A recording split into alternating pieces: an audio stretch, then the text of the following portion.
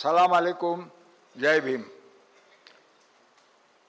या स्टेजवर बसलेले माझे परममित्र श्री शरद पवार, त्याचबरोबर आपल्याला प्रबोधन करण्यासाठी दिल्लीहून खास आलेले श्री अशोक वाजपेयी, महाराष्ट्र गांधी स्मारक निधीचे सर्व ट्रस्टी शिवाजीराव कदम इथं आहेत, एम.एस. जाधव आहेत, अभय छाजेड आहेत, अनवर राजन आहेत, युवक क्रांती दलाचे सर्व पदाधिकारी, जामवंत मनोहर, अप्पा अनारसे, तोंडे आणि मित्रांनो, आता आमच्याच 84 वयाचा उल्लेख झाला इथे. ही मोठी गंमत आहे. आम्ही 4 महिने समवयस्क असतो वर्षातून आणि 8 महिने शरद पवार माझ्यापेक्षा 1 वर्षाने मोठे असतात. म्हणजे माझा 21 ऑगस्ट आहे, त्यांचा 12 डिसेंबर आहे. हे 4 महिने आम्ही एकाच वयाचे आहोत. सवरे मग 12 डिसेंबरला ते पुढे जाणार आणि त्यांनी पुढे जावं अशी माझी इच्छा असते. आणि तसं पाहिलं तर आम्ही वेगवेगळ्या यानं प्रवास केलेला आहे. मी बिगर संसदीय मार्गानं, जेलमध्ये जाण्याच्या मार्गानं आणि त्यांनी गृहमंत्री होऊन आम्हाला जेलमध्ये घालण्याच्या मार्गानं संसदीय राजकारणातून पुढे गेले. संसदीय राजकारणात त्यांचा हात धरता येणार नाही, पण आम्ही नम्रपणे सांगतो की रस्त्यावरच्या राजकारणात आमचाही हात कोणी धरत नाही. महाराष्ट्रातला पहिला मिसा राजकीय वापर झाला वसंतराव नाईकांच्या काळात, तर त्यावेळेला तो शरद पवारांनाच हुकूम काढावा लागला. ते गृहमंत्री होते, पण त्याच्याबद्दल आमची काही तक्रार नाही. पण हे गंमत आमची अशी आहे की आम्ही असे कधी अलग होतो आणि परत एकत्र येतो. परत मी आमदार झालो, ते मुख्यमंत्री झाले. त्यांना मुख्यमंत्री करावं आणि पुनर्निर्मिती करावी, त्यात माझा बराच पुढाकार होता. नंतर नामांतराची चळवळ झाली. त्या चळवळीमध्ये ते मी अगदी घट्टपणे दोघंजणं उभे होतो त्या चळवळीत. बाकीचे होतेच, पण आमचं परत आणखीन एक कोअर ग्रुप म्हणून सांगता येईल. आणि असं जर पाहिलं तर असं का होतं, शरद पवारांच्याबद्दल समजून घ्यायला अडचण काय येते लोकांना, तर त्याचं कारण असं आहे की त्यांचा मूळ पिंड त्यांच्या मातृश्रीकडून तयार झाला तो शेका पक्षाचा आहे, म्हणजे डाव्या विचाराचा आहे. आणि मग ते इकडं पडल्यामुळे, संसदीय राजकारणात गेल्यामुळे त्यांना राजकारणामध्ये डावपेच वगैरे जे काही आहे प्रचलित ते करावं लागतं. तो अपधर्मही असेल कदाचित. पण त्यांचे नेहमी यशवंतराव चव्हाण नेते राहिले, पण त्यांनी आणि माझे नेते चंद्रशेखर हे दोघं कॉमन होते. शरद पवारही चंद्रशेखरना खूप मानायचे आणि मी तर होतोच त्यावेळेला. दुसरं असं आहे की आमची जी जी आदरणीय स्थान आहेत, एस.एम. जोशी असतील, जयप्रकाश नारायण असतील, चंद्रशेखर असतील, हे सगळे, नानासाहेब गोरे असतील, हे त्यांचे पण आदरणीय स्थान आहे. म्हणून असे मीटिंग पॉईंट जास्त आहेत, एकत्र येण्याच्या जागा खूप आहेत. आणि म्हणून माझी इच्छा होती की त्यांनी यावं. गेल्या वर्षी त्यांना आपण निमंत्रित केलं होतं, पण जुन्नरला खूप पाऊस झाला आणि हेलिकॉप्टरच्या पायलटने नकार दिला, त्यामुळे गेल्या वर्षी ते येऊ शकले नव्हते. यावर्षीसुद्धा इलेक्शनचा बराचसा भार त्यांच्यावर असल्याने कसं जमणार, नकोच आता असं चालू होतं. पण मी त्यांना सांगितलं, आपल्या जे लोक आठवण करून देतात, 84 वय झालं, 84, त्यांना मला दोघा नाही, पण तुम्हाला माहिती नाही कारण तुम्ही त्या वयातून गेला नाही.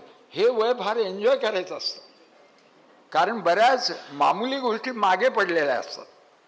गौतम बुद्धांनी सांगितलेलं आहे, मोक्ष म्हणजे काय, इच्छेचा विलय, डिझायरचा विलय, कुठलंच काही इच्छा न राहणं म्हणजे मोक्ष.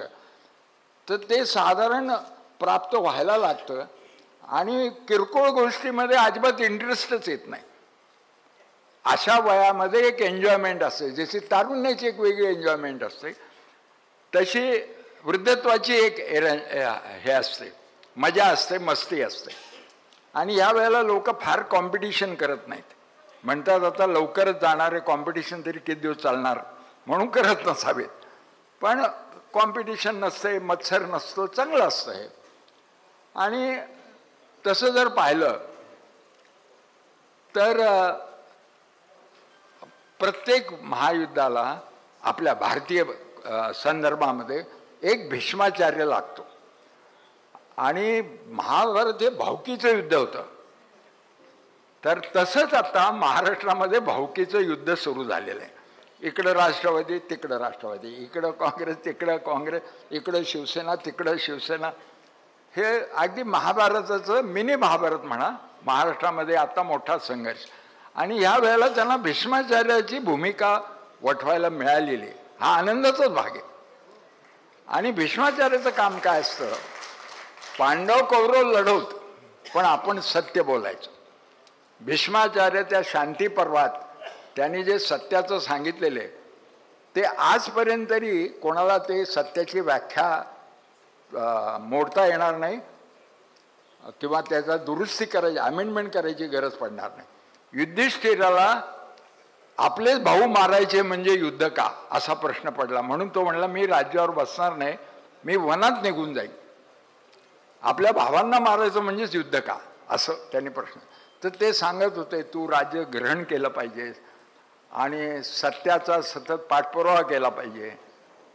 मग तो क्रॉस घेत होता भीष्माचार्यांची की सारखं सारखं तुम्ही सत्याचं सांगता आणि ज्येष्ठांचा सल्ला घ्यावा असं सांगता, तर नक्की सांगा बरे ज्येष्ठ कोणाला म्हणावे.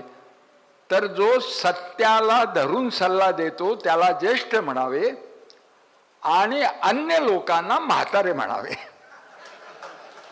तर समाजात काही ज्येष्ठ असतात आणि काही म्हातारे असतात आणि ज्येष्ठांवरही जबाबदारी असते. आणि गांधींनी सुद्धा सांगितलं, गांधी तर परमेश्वराला भयंकर मानायचे, पण आयुष्याच्या ह्या टप्प्यात आल्यावर उत्तर आयुष्यात त्यांनी सांगितलं परमेश्वर सत्य आहे असं आजपर्यंत मी सांगितलं, पण मी याच्यात दुरुस्ती करतो, सत्य हाच परमेश्वर आहे. सत्याची उपासना म्हणजेच परमेश्वराची उपासना. आता इथे सर्व धर्मांची प्रार्थना का झाली, आपला देश हा भाग्यवान आहे. जगात जिथे जिथे धर्म तयार झाला तो भारतात आला, शिवाय संप्रदाय आहेत, पण सर्व धर्म असल्यामुळे आपल्याला सर्वांची ओळख करून घेण्याची संधी आहे. अनेक हिंदुत्ववादी तरुण मुसलमानांना अमुक केलं पाहिजे तमुक केलं पाहिजे, भारताला धोका आहे, तर मी त्यांना एक कोरा कागद देत असतो आणि मुसलमानांवरचे सर्व आक्षेप लिहून काढतो. त्यांना खूप बायका असतात, खूप मुलं असतात, घाणेरडे असतात, अतिरेकी असतात, दहशतवादी असतात, सगळं सगळं काय लिहायचं ते लिह आणि चल बेट्या एका तुला माहीत असलेल्या अशा मुसलमानाला कागदावरच्या वर्णनाप्रमाणे आपण भेटायला जाऊ. मला तर काही भेटलं नाही, दाखव मला. तर 100% वेळेला त्यांचं उत्तर असायचं काका मला छळू नका, मला एकही मुसलमान माहीत नाही. माहीत नसतो तेव्हाच द्वेष तयार होतो. म्हणून ओळख व्हावी सर्वांची, ओळख झाली की द्वेष विरून जातो. म्हणून सर्व धर्म आणि सर्व धर्माचे तुम्ही मंत्र ऐकले तर नाही समजले तरी त्याच्यातल्या त्यांच्या वाणीतल्या त्या उच्चारणामधला गोडवा त्यांच्याकडे फक्त मंत्रातच आहे असं आपल्याला वाटतं, असोसिएशन लहानपणापासूनचं. पण प्रत्येक धर्मामध्ये असे पवित्र विचार, पवित्र वाणी, त्याची गेयता, त्याचा गोडवा असतो हे आपल्याला कळावं. कारण गांधींच्या याच्यातल्या राष्ट्रवादाच्या ज्या 3 घटक होते त्यातला मुख्य घटक आहे हिंदू मुस्लिम ऐक्य. कारण मायनॉरिटीमध्ये मुस्लिम हे जास्त आहेत, तर हिंदू मुस्लिम ऐक्य झाल्याशिवाय भारत स्थिर होणार नाही. मधल्या मोदींच्या काळामध्ये भारतमध्ये अस्थिरता का आली होती, तर हिंदू मुस्लिमांमध्ये फूट पाडली. ते झाले की देश गडबडायला लागतो.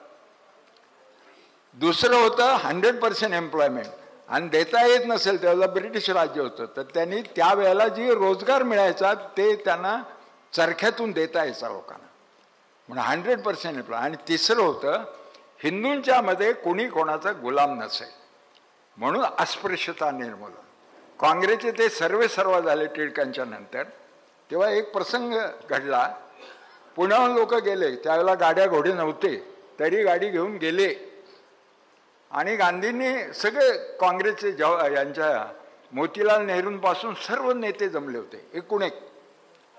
आणि गांधींनी खांदा द्यायला सुरुवात केली डेड बॉडीला लोकमान्यांच्या. तर एकदम पुण्याचे लोक मध्ये आले, म्हणजे गोडसे का निर्माण होतो हे लक्षात घ्या. ते म्हणजे ते तुम्ही हात नाही लावायचा, कारण माणूस जिवंतपणी मी जात मानत नाही असं म्हणू शकतो, पण मेल्यावर त्याची वाचच संपते. म्हणून डेड बॉडी मात्र ही नक्कीच कुठल्या तरी जातीची असते. म्हणून ही चित्पावन ब्राह्मणांची आहे, म्हणून तुम्ही याला स्पर्श नाही करायचा. असंच महात्मा फुलेंनी दत्तक मुलगा घेतला होता यशवंत. त्यावेळेला माळी समाज महात्मा फुलेंचे विचार मात्र स्वीकारले नाही, पण म्हणाले महात्मा फुले मानो वा न मानो, जातीअंत मानो किंवा जाती राव्यात मानो, आम्हाला काही घेणं देणं. ते माळी समाजात जन्माला आले म्हणून त्याला ब्राह्मणाचा हात लागू देणार नाही. आणि त्याच्यात मग सावित्रीबाईंनी ती चूड पेटवली. तर तिथे गांधीजी उभे राहिले एका गाडीच्या टपावर आणि म्हणाले, जात आहे, जात असते, पण देशभक्तांना जात नसते. आणि ते महान देशभक्त होते, मी लहान देशभक्त आहे, त्यामुळं आम्ही एकच आहोत, म्हणून त्यांनी खांदा दिला तिथे. तेव्हापासून पुण्यातले चिडलेत, ते अजून चिडलेले आहेत, अजूनही गांधीला शिव्या देतात, की अजूनही त्यांना वाटतं गांधी जिवंत आणि मारावा, कुठे कुठे गांधी असं. आणि आमच्या संस्थेचं तेच ध्येय आहे. गांधींची हत्या झाल्यानंतर सर्वजण वर्धा आश्रमात जमले होते.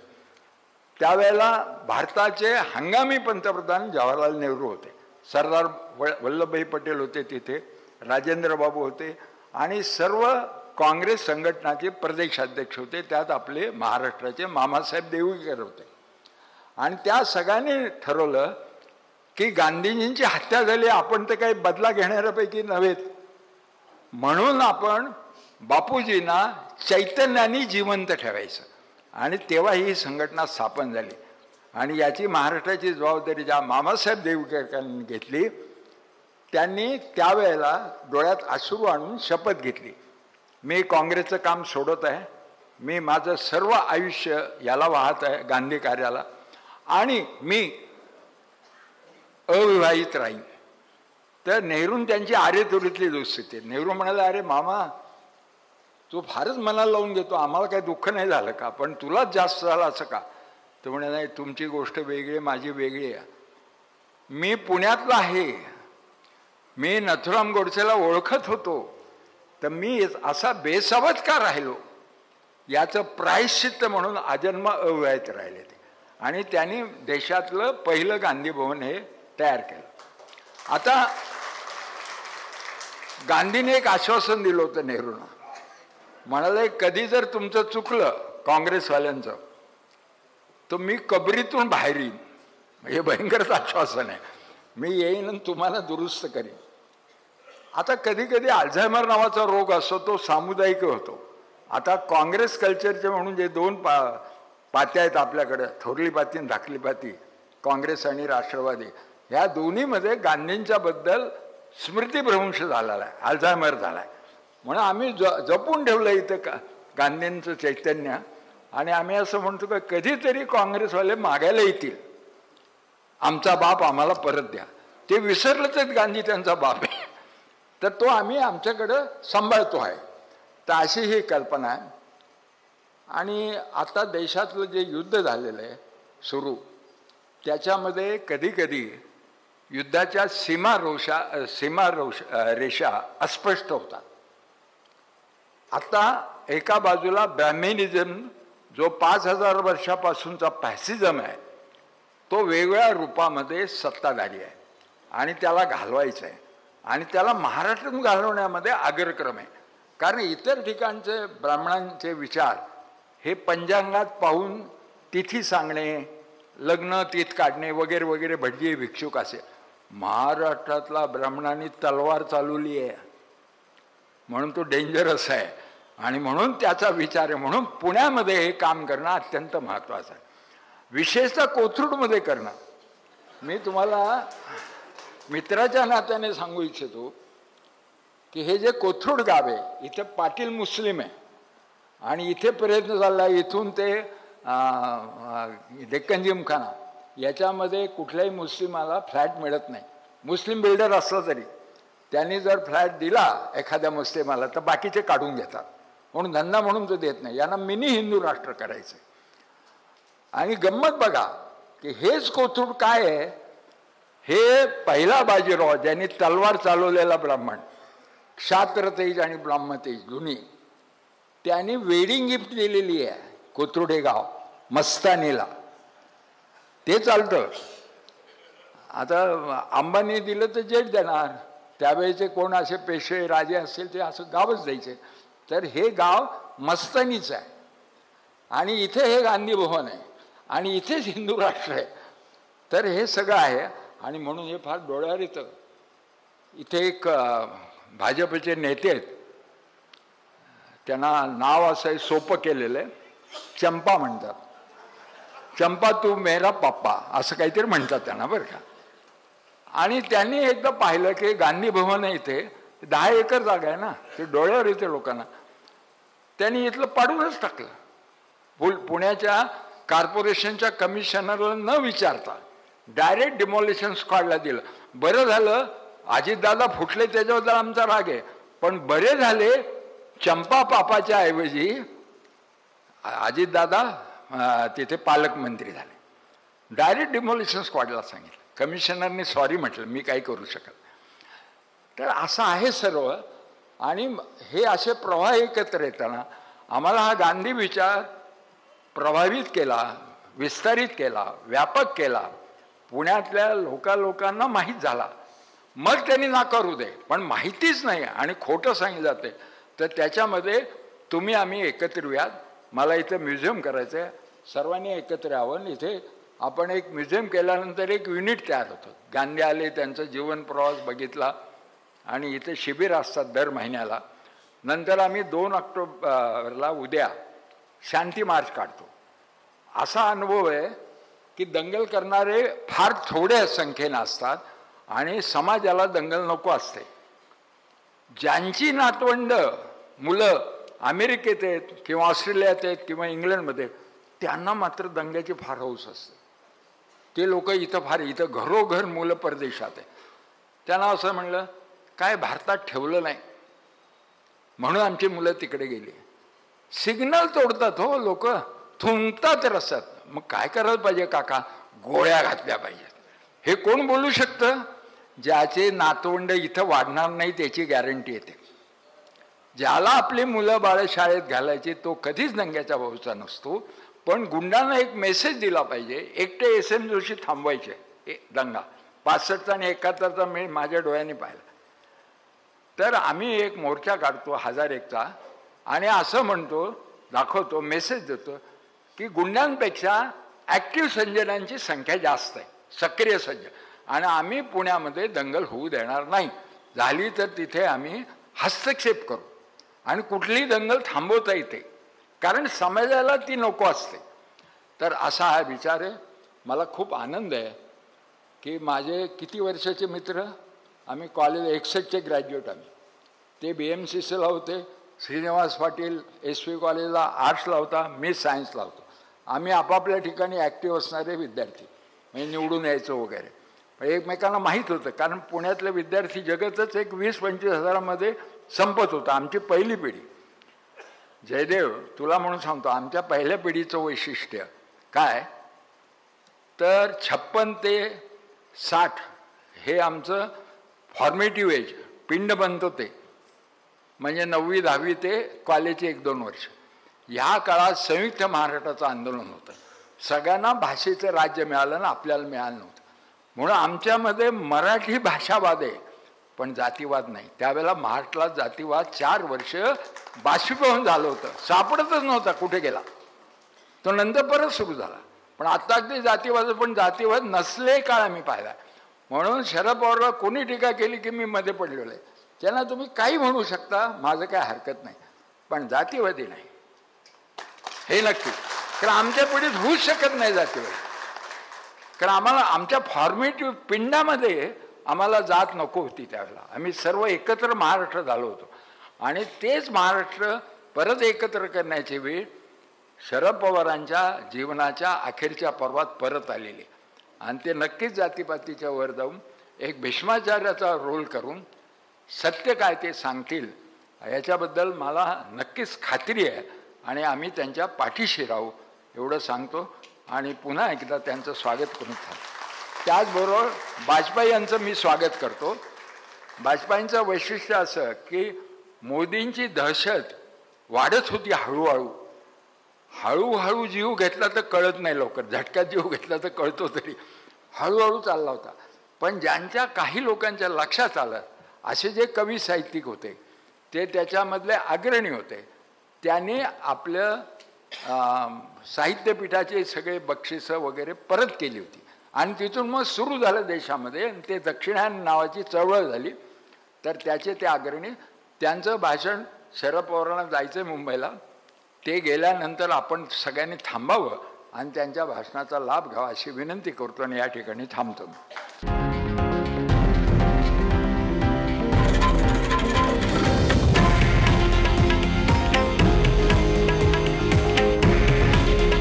हे आहे देशातील नंबर 1 न्यूज नेटवर्क आणि आपण पाहत आहात TV9 मराठी. काळजी तुमची, हित महाराष्ट्राचं.